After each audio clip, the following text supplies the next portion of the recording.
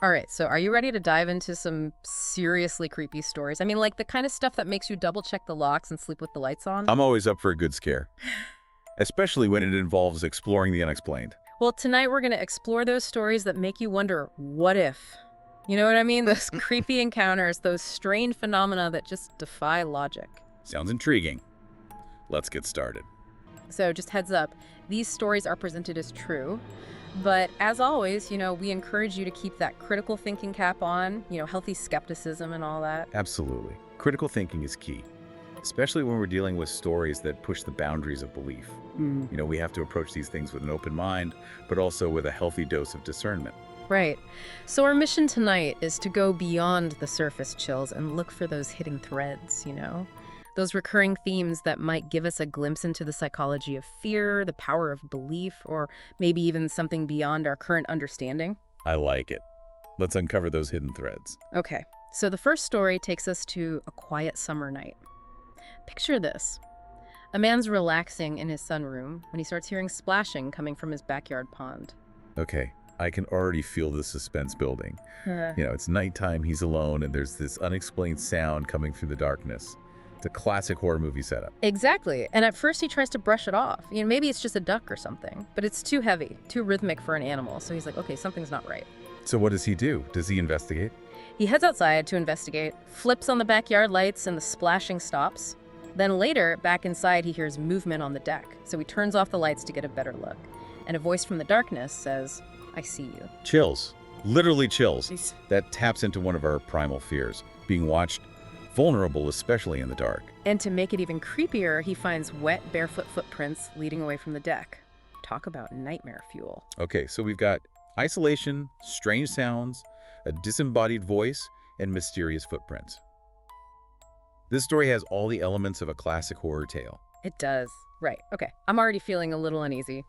Let's move on to another tale that unfolds in the dark. This one involves a woman walking her dog late at night, and she hears a muffled child's voice saying, "Help!" coming from a deserted parking lot. Oh man, a child's voice. That's even creepier.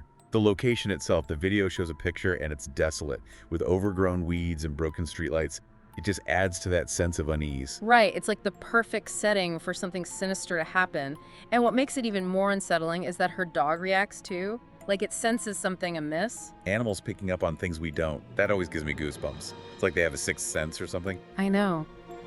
Both of these stories share that unsettling theme of feeling watched, of being surrounded by the unknown in the dark. It makes you wonder if these experiences are simply tricks of the mind, heightened by fear, or if there's something more at play. It's a question that has haunted humanity for centuries. Are we alone in the universe? Or are there other forces, other entities that exist beyond our perception? Okay, let's delve into a story that takes us back to childhood. A time when our imaginations run wild and fears can take on a life of their own. This one is about a boy who discovers a hidden tunnel leading to his bedroom. Oh, childhood fears. Those could be some of the most intense and long-lasting, especially when adults dismiss them as mere imagination. Right, because to the child, those fears are very real. And being told that they're not can be incredibly invalidating. Absolutely. It's a form of gaslighting, and it can have a lasting impact on a child's sense of self and their ability to trust their own instincts. In this story, the boy starts noticing things happening in his room at night. His nightlight starts changing colors, then it gets unplugged, and eventually it just vanishes altogether. So creepy. His parents try to explain it away as a faulty light bulb, but the boy knows that something else is going on. Right. And then he starts hearing rustling noises coming from his closet. It's like the evidence is mounting, but he's still not being taken seriously. It must have been terrifying to be alone in your room at night, knowing that something is wrong, but not knowing what it is. And the climax of the story is when the father finally discovers the hole in the wall, leading to a tunnel. It's both a validation of the child's fears and a horrifying realization that someone had access to his room for weeks, maybe even months. It's a chilling reminder that we need to listen to children and validate their experiences.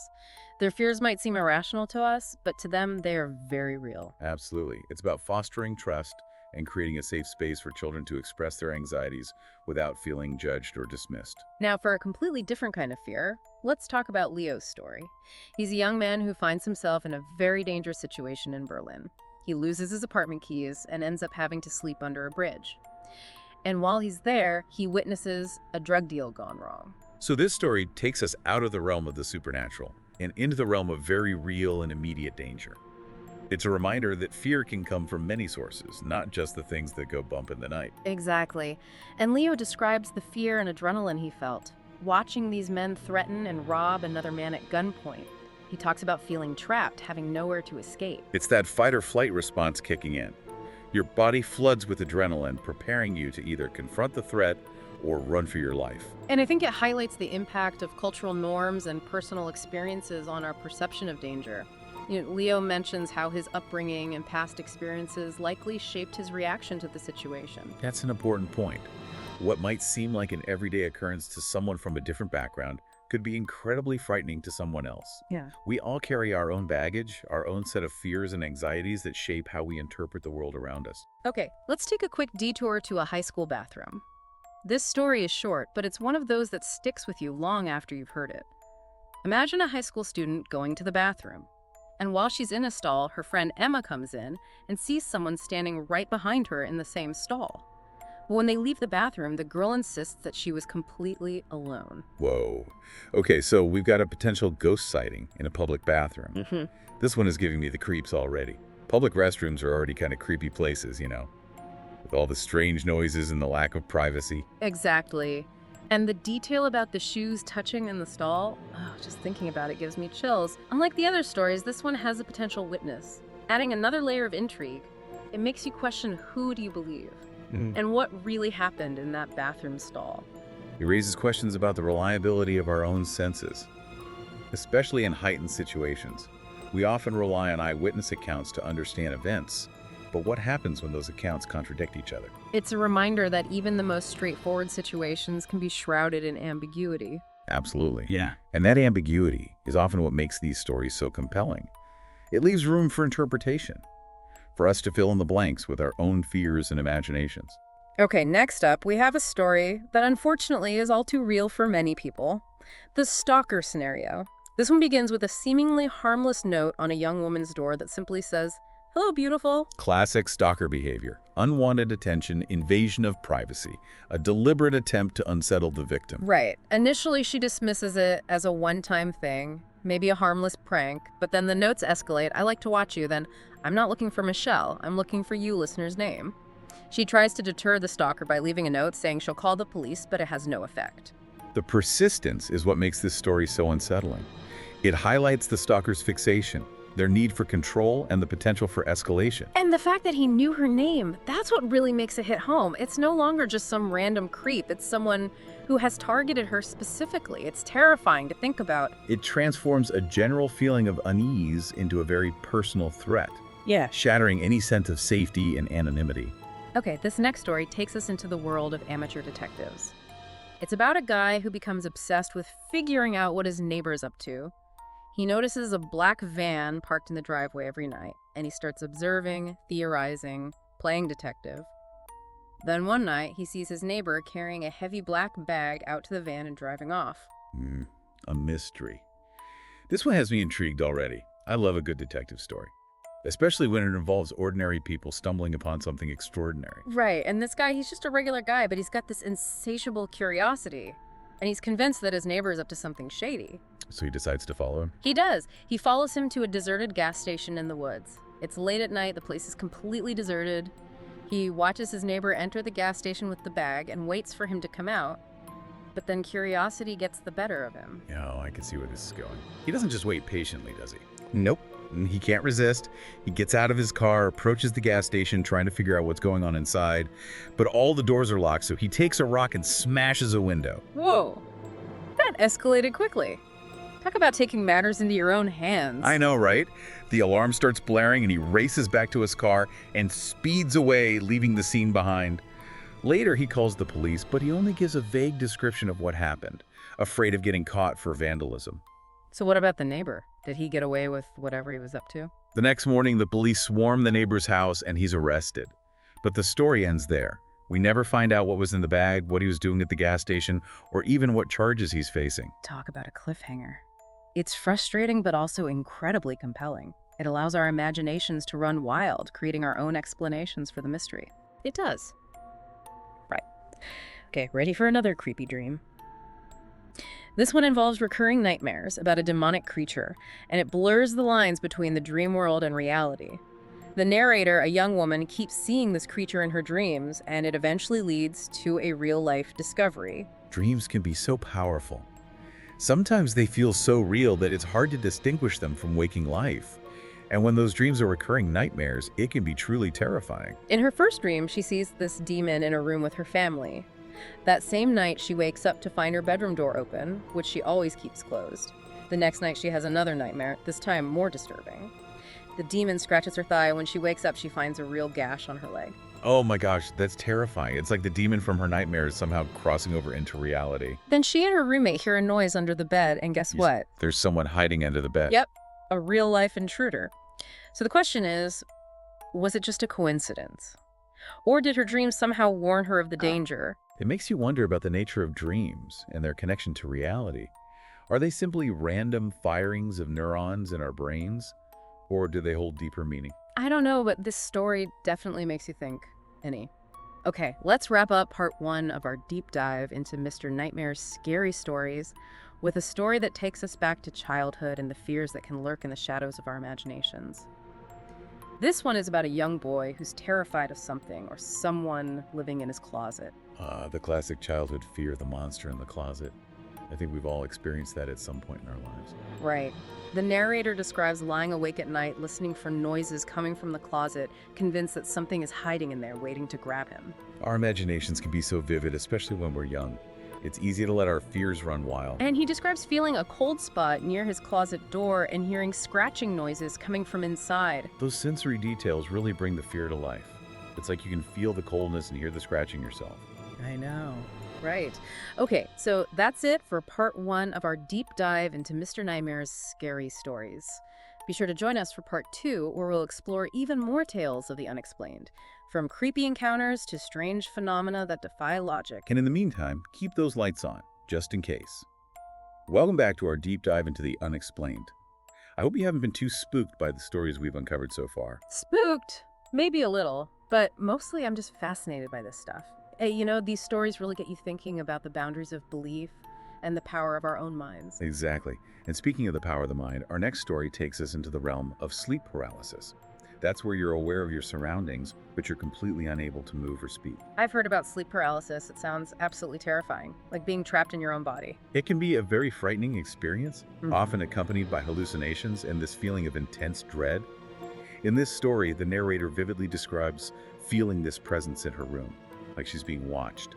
She even describes feeling a physical touch, like someone or something is pressing down on her chest. That's so creepy. It's like the boundary between the dream world and reality is totally blurred. Absolutely. And that blurring of boundaries can be incredibly disorienting and unsettling.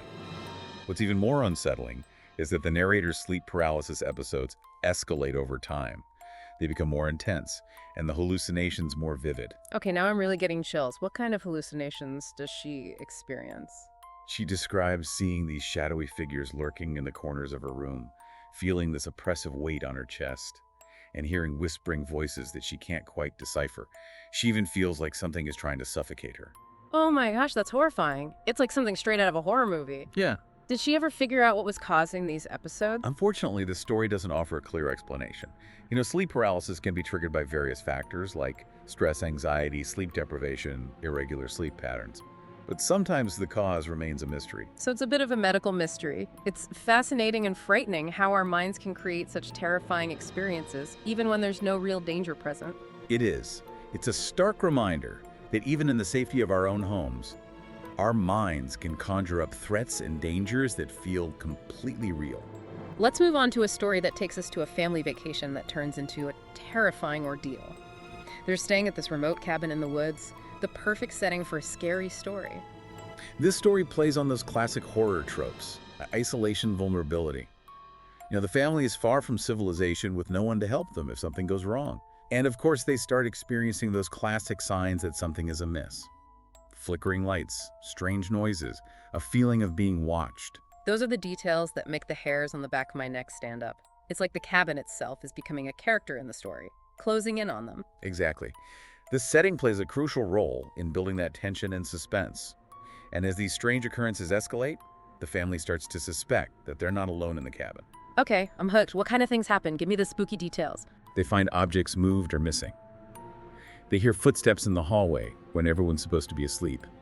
And they even see fleeting glimpses of shadowy figures moving in the darkness. This is giving me serious chills. Yeah, It's like yeah. a slow burn horror movie, where the tension builds gradually until you're on the edge of your seat just waiting for the other shoe to drop. Exactly. The story doesn't rely on jump scares or gore. Instead, it relies on atmosphere and suggestion to create a sense of creeping dread. So did they ever figure out what was causing these strange events? Did they find a ghost in the attic or a creepy neighbor lurking in the woods? The story ends without a clear resolution. The family flees the cabin shaken but unsure of what they encountered. They're left with this lingering feeling that something was wrong, something was watching them, but they'll never know for sure. That's so unsettling. It's like the experience stays with them long after they've left the cabin. It makes you wonder if they'll ever truly feel safe again. It's a reminder that sometimes the most terrifying experiences are the ones that leave us with more questions than answers. The unknown can be far more frightening than anything we can explain. Okay, this next story takes a different approach. It's about a woman who experiences this series of unsettling events that seem to be connected to her past. It all starts with a strange phone call. This story plays on that idea that our past can come back to haunt us. Those unresolved issues and buried secrets can resurface in unexpected ways.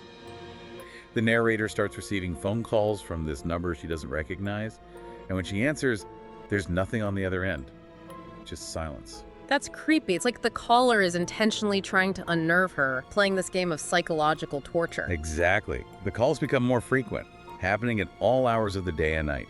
She tries blocking the number, but the calls still come through. She starts to feel like she's being stalked, but she has no idea who's behind it. This is where the story starts to get really unsettling. It's like a psychological thriller where the threat is invisible but ever present. Does she ever figure out who's calling her? She decides to investigate her past, searching for any connections that might explain the calls. She eventually remembers this childhood friend with whom she had a falling out many years ago. The friend had moved away and they hadn't spoken since. Okay, so maybe it's the friend trying to reconnect, but why would she do it in such a creepy way?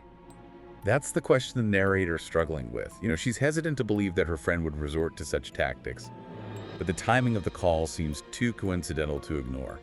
So does she try to contact her friend to see if she's the one behind the calls? She does. She tracks down her friend's contact information and sends her a message, asking if she's the one making the calls. But she never receives a reply. Oh, that's even creepier. It's like the friend is deliberately ignoring her, adding another layer of mystery to the story. Exactly. The story ends with the narrator still receiving the silent phone calls, tormented by the unknown. She's left with this sense of unease, wondering if her past is truly behind her, or if it will continue to haunt her in ways she can't anticipate. That's such a chilling thought. It's a reminder that sometimes the things we try to forget have a way of finding their way back to us. Now let's dive into a story that really makes you question the boundaries of reality. It's about a college student who has this terrifying experience on a date that turns into a nightmare. Okay, I'm all ears. Tell me about this disastrous date. It starts innocently enough. He matches with this girl on Tinder. They agree to meet at a bar. They play some pool, have a few drinks. Seems like a pretty typical first date, right? Yeah, so far so good. But I have a feeling this is where things start to go south. You got it. Yeah. After a few hours, they leave the bar together, and the girl invites him back to her apartment. When they arrive, he steps inside, and the door slams shut behind him. Uh-oh, that's the sound of a trap snapping shut. My spidey senses are tingling. Exactly. Yeah. Suddenly, the lights come on, and he's surrounded by these three large, intimidating men. They reveal that the girl he was with is actually underage, and that they have photos of them together. Whoa, this is a serious setup. What do these guys want? They tell him they're involved in illegal activities and threaten to expose him to the police if he doesn't distribute drugs for them. They've backed him into a corner, using fear and intimidation to control him. This story really highlights the dangers of online dating and the importance of being aware of your surroundings. You never really know who you're meeting up with or what their true intentions might be. Absolutely. It's a reminder that not everyone has good intentions, and sometimes those intentions can be downright criminal. In this case, the student was manipulated and coerced into this dangerous situation, and his life was turned upside down. It's chilling to think about the fear and desperation he must have felt. So what happened next? Did he give in to their demands? He pretends to cooperate, but when he sees an opportunity, he makes a run for it. He manages to escape and eventually contacts the police, but they never find the perpetrators. That's terrifying. It's amazing that he was able to think clearly enough to escape, but it's also a stark reminder of the potential consequences of refusing to comply with criminals. He was lucky to get away unharmed. It's a tough situation. Damned if you do, damned if you don't. Sometimes survival instincts kick in, and you do what you have to do to get out alive. Let's shift gears again to a story that reminds me a bit of that amateur detective tale we discussed earlier. This one is about a woman who becomes increasingly suspicious of her neighbor's activities and decides to take matters into her own hands. Right. This story taps into our natural curiosity, that desire to understand what's happening around us, especially when things seem out of place. In this case, the woman notices this black van parked at her neighbor's house every night, and her curiosity is piqued. She starts observing her neighbor's routine, and things get weirder and weirder. She sees him carrying this heavy black bag out to the van late at night. Then one night she decides to follow him. Okay, this is where my inner detective comes out. Wow. I need to know what's in that bag. Where does he go? He leads her to this deserted gas station in the woods, a remote location seemingly abandoned. It's like something out of a spy movie. She watches him enter the gas station with the bag, then waits for him to leave. But then her curiosity overwhelms her. I bet she doesn't just sit there patiently waiting. What does she do? She can't resist.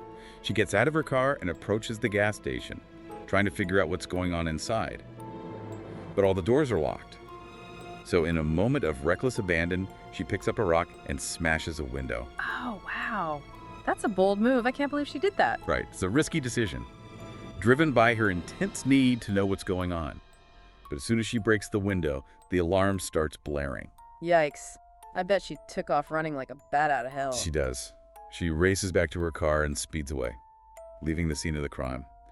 Later she calls the police, but she only gives a vague description of what happened, afraid of getting caught for vandalism. So what happens to the neighbor? Did the police figure out what he was up to? The next morning, the police are at his house, and he's arrested. But the story ends there. We never find out what was in the bag, what he was doing at the gas station, or what charges he's facing. That's frustrating. It's like a cliffhanger with no resolution. What do you think was going on? Was he involved in something illegal? Was he hiding a secret? It's impossible to say for sure. The story leaves us with more questions than answers, which in a way makes it even more unsettling. It sparks our imaginations and allows us to come up with our own theories, filling in the blanks with our own fears and assumptions. True. It's a reminder that sometimes the most unsettling stories are the ones that remain unresolved, leaving us to grapple with the unknown. Okay, let's delve into a story that takes us back to childhood and the fears that can lurk in the shadows of our imaginations. This one is about a young boy who's terrified of something or someone living in his closet, a fear that many of us can relate to. The narrator describes lying awake at night, listening for noises coming from the closet, convinced that something is hiding in there waiting to grab him. I remember having similar fears as a child. The darkness always seemed so much bigger and scarier back then. Absolutely. Our imaginations are incredibly powerful, especially when we're young. We can easily convince ourselves that our fears are real, even if there's no evidence to support them. The narrator describes feeling a cold spot near his closet door and hearing scratching noises coming from inside. Those sensory details can be so vivid and unsettling, especially when you're already scared. It's like your mind is creating evidence to support your fears. Exactly, and that's what makes this story so relatable. We've all experienced those moments of irrational fear, those times when our imaginations get the better of us. But it's important to remember that these fears are often rooted in our need to feel safe and secure, especially as children. Okay, for our final story in part 2, let's explore a tale that combines personal experience with a broader look at the paranormal. It revolves around a listener who, as a child, experienced a series of increasingly creepy incidents with a seemingly innocent toy race car. Toy cars. Not exactly the first thing that comes to mind when you think terrifying, but trust me, this story will make you think twice about leaving any toy out at night. So I'm picturing this toy car. What made it so creepy? Well, this wasn't just some, average toy car. Right. It had all the bells and whistles, Yeah. buttons for lights and engine sounds, and it even played like a little rock song. Okay, so like one of those super tricked out toy cars. I can see how that would be appealing to kids. But how did it get creepy? So picture this. The listener and his older brother are in bed trying to fall asleep. Right. Right. And suddenly, this car, sitting in the middle of their room, starts revving its engine, lights flashing. Yeah, that would definitely freak me out, especially as a kid. It's like something out of a horror movie. Right. And the older brother, He's adamant that he didn't touch it. And the younger brother, well, he's convinced it's a ghost. So he hightails it to his parents' room. Makes sense. When in doubt, run to mom and dad, right? Exactly.